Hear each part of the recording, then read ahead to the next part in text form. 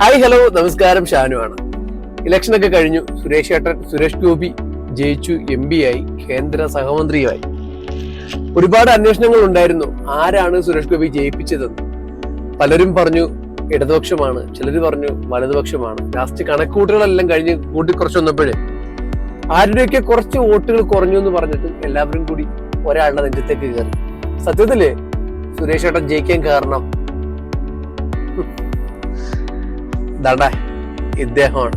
സുരേഷ് ഗോപി ജയിക്കാൻ കാരണം കഴിഞ്ഞാൽ 2 പ്രാവശ്യം തോറ്റു. ആരാ ജയിപ്പിച്ചത്? ഞാൻ തന്നെയാണ്.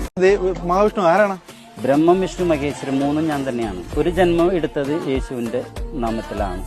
അതുകൊണ്ടാണ് 10ാമത്തെ അവതാരം യേശുവായിട്ട് മാറിയത്. 11ാമത്തെ അവതാരം കൽക്കി. നിങ്ങളൊക്കെ ഇത് കണ്ട് ചിരിക്കുമായിരിക്കും, പക്ഷേ ഇത് കാണുന്ന വിഷ്ണു, മഹാവിഷ്ണു പറയുന്നത് 10 അവതാരമേ ഞാൻ എടുത്തുള്ളൂ. ഇതേതാണ് ഈ അവരാധി മോൻ എന്നെ കുറിച്ച് അനാവശ്യം പറയുന്നതെന്നായിരിക്കും. മഹാവിഷ്ണു ആരാണ്? ബ്രഹ്മം, വിഷ്ണു, മഹേശ്വരൻ 3 ഞാൻ തന്നെയാണ്. ഒരു ജന്മം എടുത്തത് യേശുവിന്റെ നാമത്തിലാണ്. അതുകൊണ്ടാണ് 10ാമത്തെ അവതാരം യേശുവായിട്ട് മാറിയത്. 11ാമത്തെ അവതാരം കൽക്കി. ഇത് സത്യത്തില് കഞ്ചാവാണെന്നൊക്കെ നിങ്ങൾ പറയും, അല്ലെങ്കിൽ എന്തെങ്കിലും ലഹരി വസ്തുക്കൾ ഉപയോഗിച്ചാണെന്ന് പറയും. അതൊന്നുമല്ല.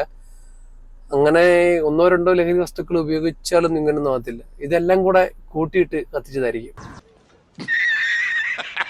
പിന്നെ ഈ സുരേഷ് ഗോപി ജയിപ്പിച്ചത്? സുരേഷ് ഗോപി ജയിക്കാൻ കാരണം കഴിഞ്ഞാൽ 2 പ്രാവശ്യം തോറ്റു. ആരാ ജയിപ്പിച്ചത്? ഞാൻ തന്നെയാണ്. തീർച്ചയായും ജയിപ്പിച്ച് 2 പേരെ ബ്ലോക്ക് ചെയ്തിട്ടാണ് അവരെ ജയിപ്പിച്ചത്. കാരണം എനിക്ക് സുനിച്ചേട്ടനെ അറിയാം, മുരളീനെ അറിയാം. സുനിലേട്ടനെയും മുരളിയേട്ടനെയും ബ്ലോക്ക് ചെയ്തിട്ടാണ് അദ്ദേഹം സുരേട്ടനെ ജയിപ്പിച്ചത്. കാണാനിരുന്നേ ഞാൻ നിങ്ങളെ. നിങ്ങൾ ഒരാള് കാരണം എനിക്ക് കേൾക്കാൻ ഞങ്ങൾ വഴികളൊന്നും.